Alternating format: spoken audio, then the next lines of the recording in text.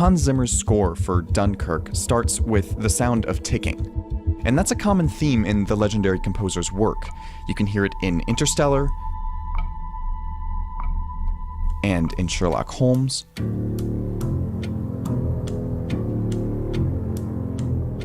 But in Dunkirk, the ticking makes way for an overwhelming orchestra that seems like it's rising higher and higher, but never actually does.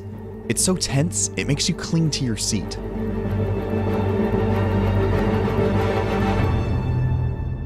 That is because Zimmer is taking advantage of an auditory illusion caused by something called a shepherd tone. It consists of several tones separated by an octave layered on top of each other. As the tones move up the scale, the highest pitch tone gets quieter, the middle pitch remains loud, and the lowest bass pitch starts to become audible. Because you can always hear at least two tones rising in pitch at the same time, your brain is tricked into perceiving a constant ascending tone. Loop it all together, and it sounds like a piano scale going on for infinity. When the transition between tones is continuous, it's called a shepherd risette glissando, and it can sound really spooky. This can happen in the opposite direction too.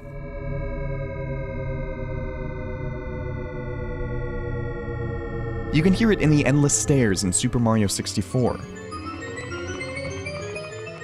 and in Pink Floyd.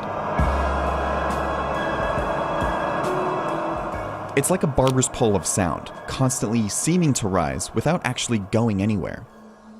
Put that in a soundtrack,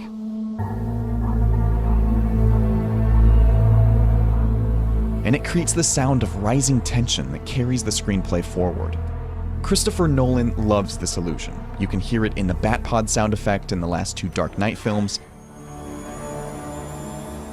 and in the music of The Prestige, composed by David Julian.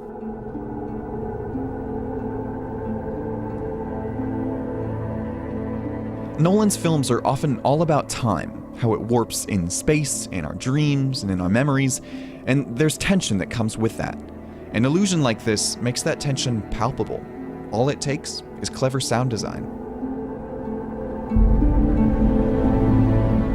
I just want to give a shout out to Jason Garasio at Business Insider for doing this great interview with Christopher Nolan. In the interview, Nolan confirms that a lot of the soundtrack was built around the effect of a shepherd tone. And he also reveals that the ticking that Hans Zimmer uses at the very beginning of Dunkirk is actually a recording of a watch that Christopher Nolan owns.